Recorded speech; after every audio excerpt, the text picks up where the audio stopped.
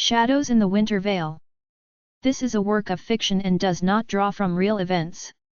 The winter winds that swept through the quiet streets of upstate New York had a way of distorting reality, bending the darkened reflections of the past into eerie shapes that haunted the present. Jonathan Clark trudged along the frostbitten pavement of a small village near Saratoga Springs, his breath emerging in ragged white clouds beneath a brooding sky.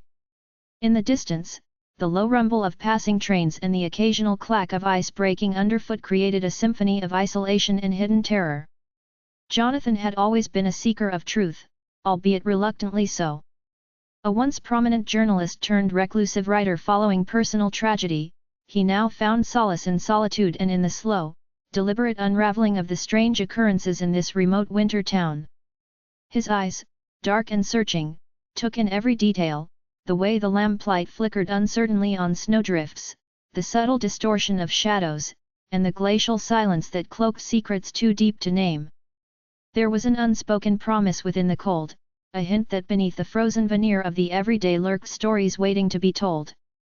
On one such frigid evening, as Jonathan passed by the dim neon glow of an old diner, he overheard a conversation that would change everything.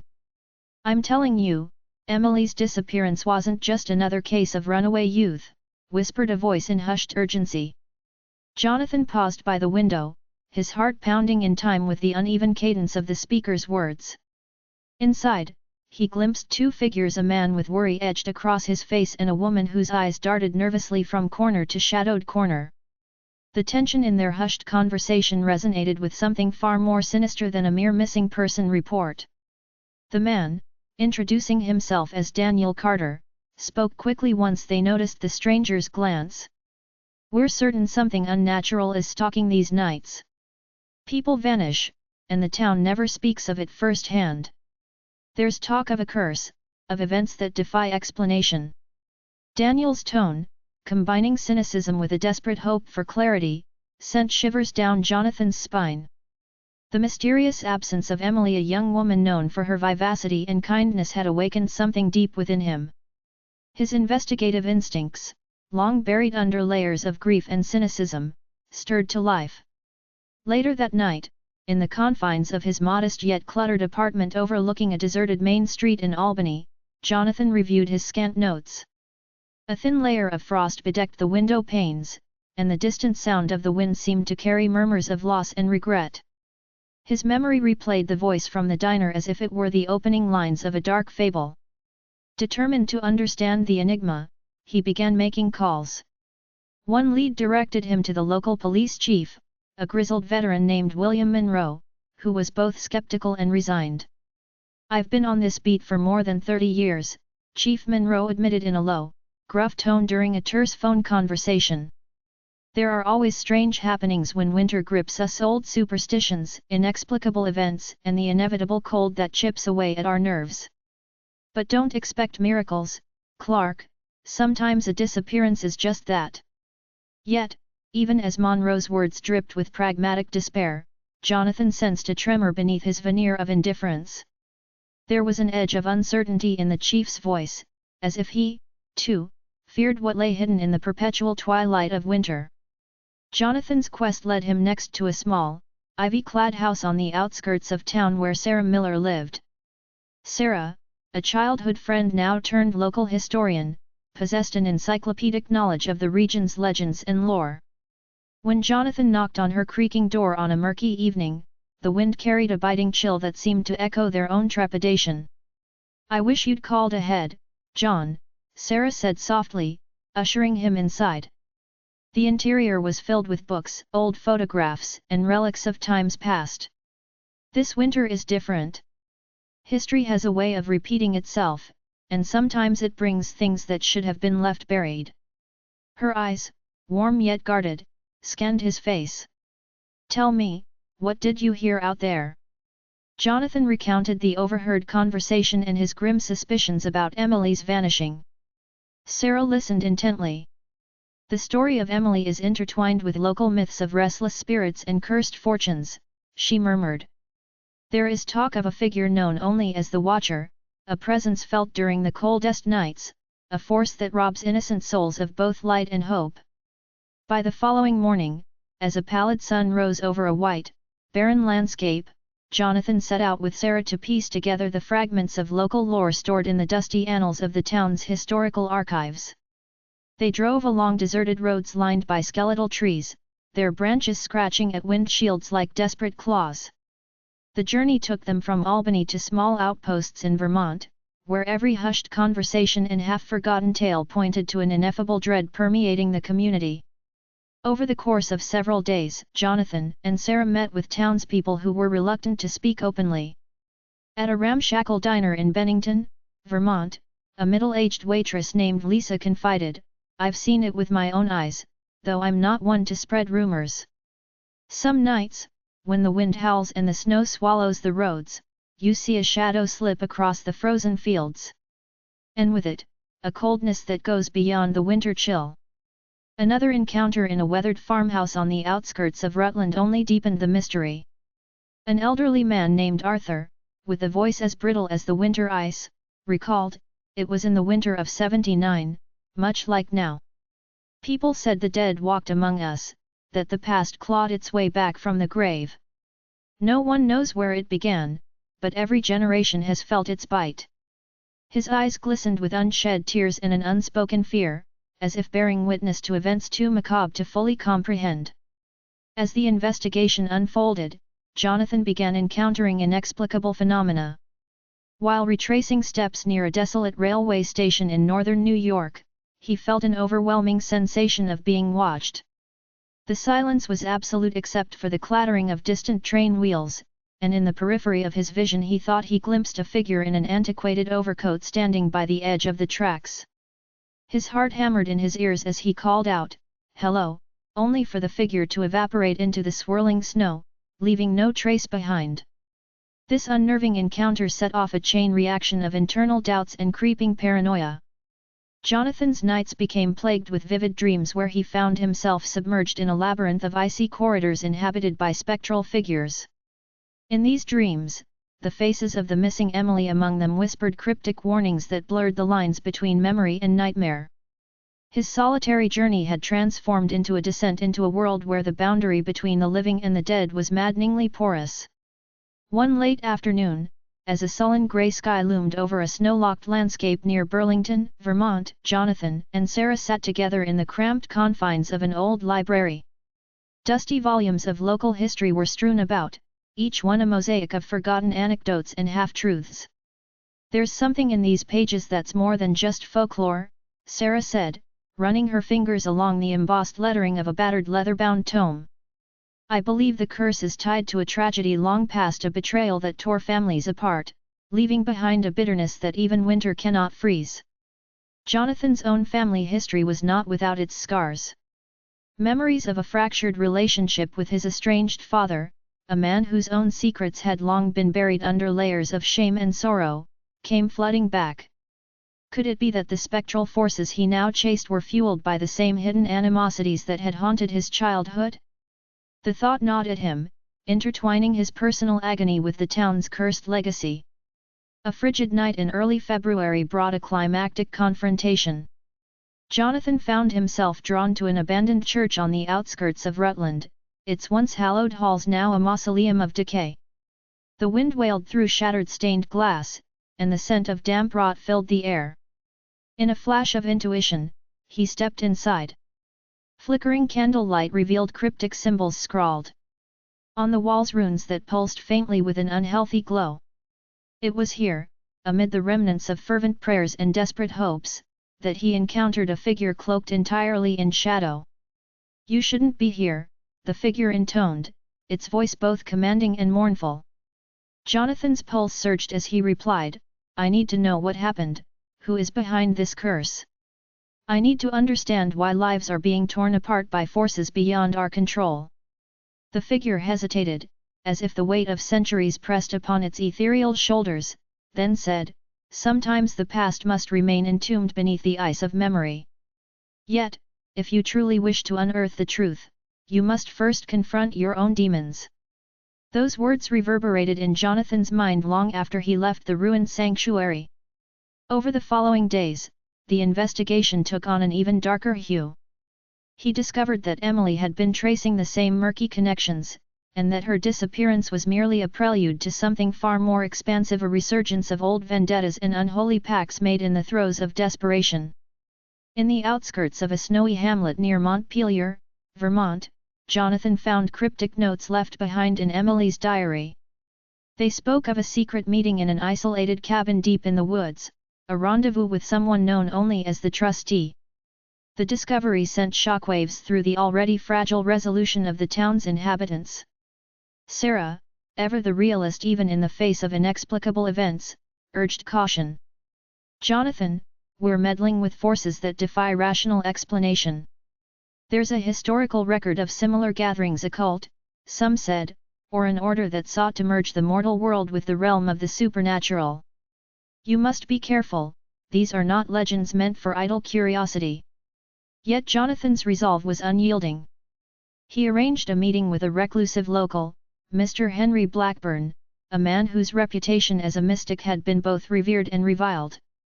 In a sparsely lit attic in a creaking Victorian house in the heart of Burlington, Henry recounted his own encounters with the inexplicable. "I've seen the veil thin on nights like these," he confided in a gravelly whisper. "When the cold is most raw, and the moon hides behind oppressive clouds, the spirits that were wronged long ago come forth. They seek retribution, or perhaps, redemption. I have no answers, only warnings."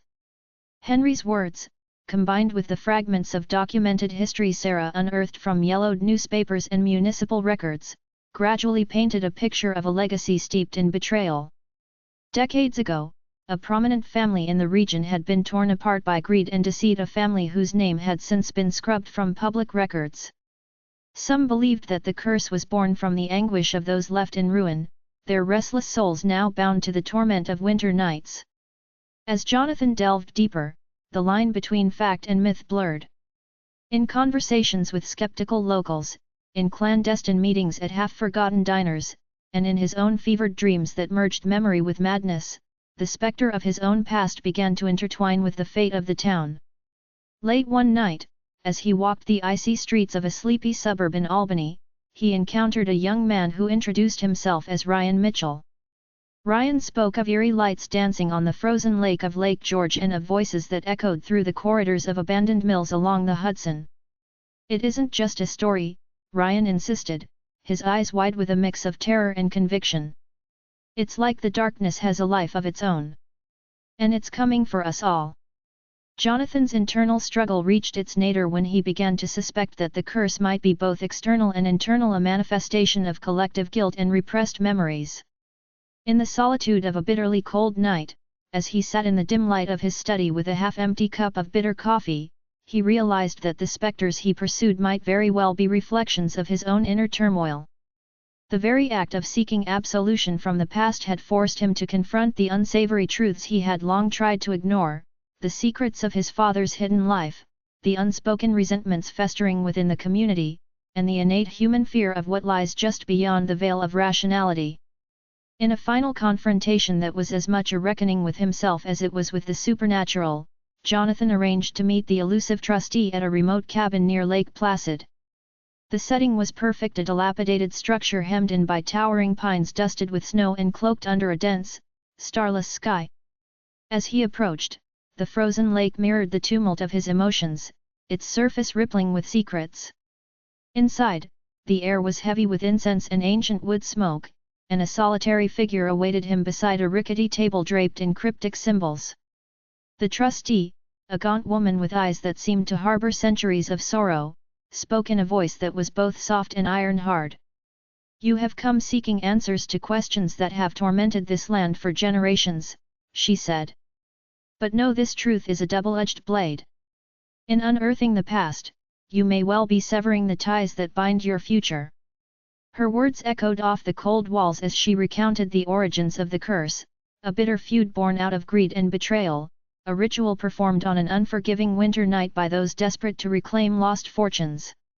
The ritual had gone awry, trapping the souls of the innocents in a perpetual cycle of despair. Jonathan listened, transfixed by her revelations. Every detail resonated with the fragments of evidence he had painstakingly gathered. In that moment, the cold became more than a factor of the season, it was the manifestation of an ancient wound that refused to heal. Am I to be a savior, or merely another casualty of this endless winter? He asked, his voice trembling with a mix of defiance and despair. You are the catalyst, the trustee replied. Only by accepting the darkness within can you hope to dispel the curse that has long tormented these souls. The truth, as harsh as the winter wind, will set you free if you dare embrace it. The conversation bled into a long, silent pause, filled only by the rhythmic tapping of ice against window panes and the distant howl of the wind. Jonathan's inner resolve hardened amidst the swirling despair. With the trustee's reluctant guidance, he began a final, desperate attempt to piece together the shattered remnants of history, each recollection and memory a fragment of the larger enigma that transcended time. Alongside Sarah, who had become both confidant and partner in this perilous descent into the unknown, Jonathan retraced every lead, revisiting locations where spectral lights had danced upon snow and where whispered rumors of the past had taken on tangible form.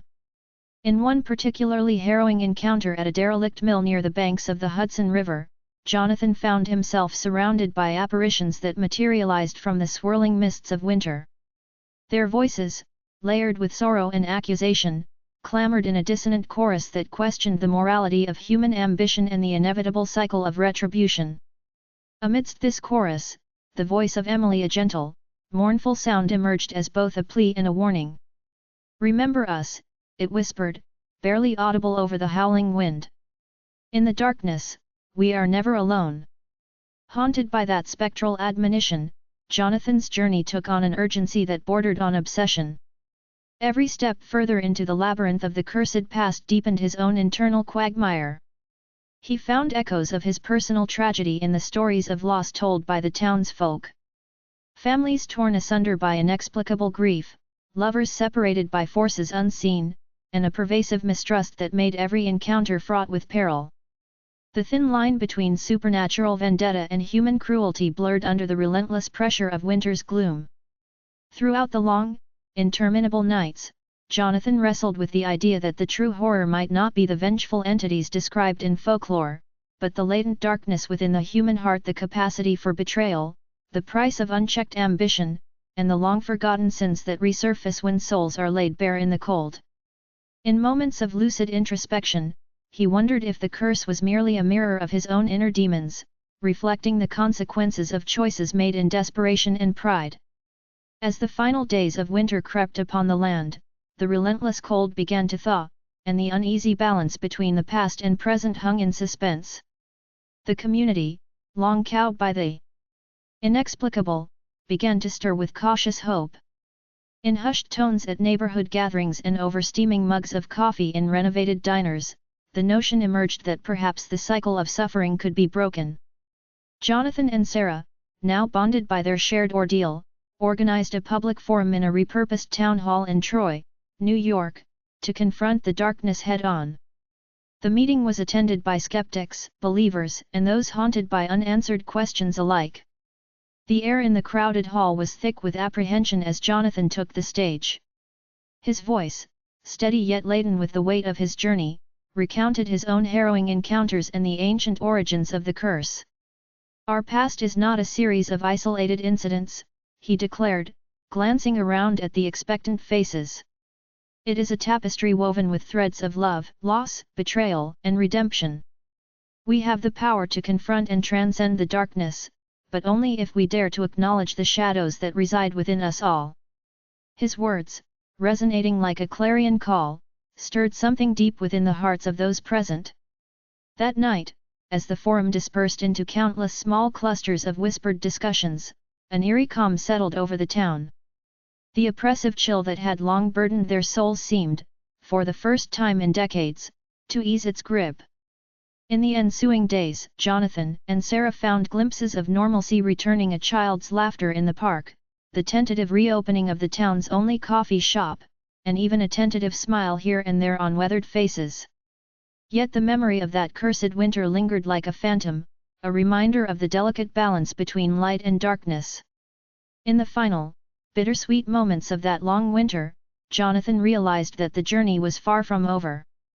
The darkness that had once seemed external now glimmered in every reflective surface: the puddles on frozen sidewalks, the polished gleam of a window in the early morning, and even in the quiet moments of introspection when the world was at rest. In acknowledging his own inner turmoil, he had taken the first step towards healing, not just for himself but for an entire community burdened by the shadows of its history. The supernatural elements that had so vividly flared in the depths of the Cold War, in many ways, simply allegories for human despair and hope intertwined. On a bright yet brisk morning, as winter began its reluctant retreat into memory, Jonathan found himself once again at the old diner, the very place where the first whispers of mystery had reached him. Seated across from Sarah by a fogged-up window, he recounted how, in a final moment of clarity, the spectral figure at the ruined church had murmured, "Only through forgiveness can the frozen heart of this land be thawed."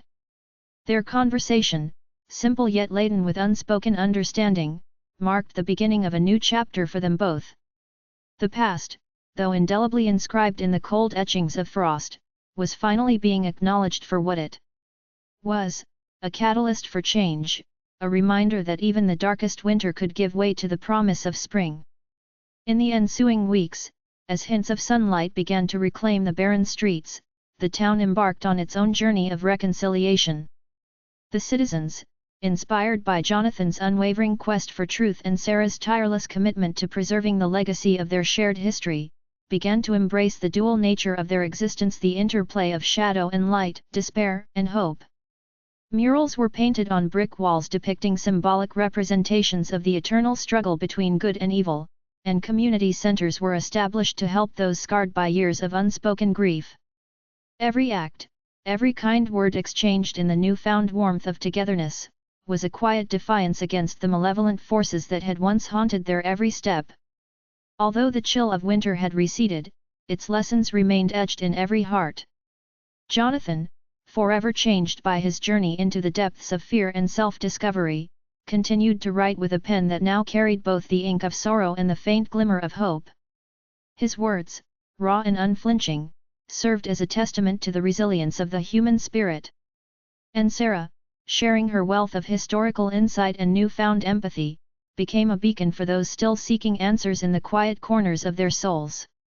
The final, lingering dusk before the promise of spring found its voice was a mosaic of gentle farewells and tentative beginnings. As the citizens gathered one last time at the town square and lit a small bonfire that danced against the twilight, Jonathan's thoughts turned to the ephemeral nature of truth and memory. In the flickering flames, he saw not only the specters of a bitter past but also the promise that every darkness, no matter how deep, could eventually be outshone by the light. The winter of mourning had passed, replaced by the tender warmth of communal rebirth and understanding. In that radiant moment, a moment that encapsulated both the horror and the healing wrought by their shared ordeal, the boundaries between myth and reality blurred into insignificance. The supernatural, it seemed, was simply another mirror reflecting the complexities of the human condition. And in that mirror, every soul, every secret, every shard of broken hope could find solace and renewal. As the seasons turned and the story of the cursed winter receded into local lore, Jonathan's journey remained a poignant reminder: the true terror lies not in the ghosts that haunt the shadows, but in the unspoken guilt and unresolved grief that reside deep within us. The echoes of that winter continued to inform the present, a present that was, at once, fragile and fiercely vibrant, a testament to the strength of those who dared to confront the unbearable and, in doing so, reclaimed their power. In the soft afterglow of that final winter night, Jonathan and Sarah acknowledged the bittersweet truth that some mysteries, while never fully erased, could be transformed into catalysts for growth. Their paths, though forever intertwined with the darkness they had once battled, now promised a future where light could once again find purchase in even the coldest, most desolate places. And as the town slowly reopened to life, its heart beating in cautious rhythms of hope and resilience, the legacy of those long-forgotten souls was honored as a somber reminder that every winter, no matter how harsh, eventually gives way to the gentle warmth of spring. If you enjoyed the story, subscribe to my channel, like the video, and check the description for details on how to support my work.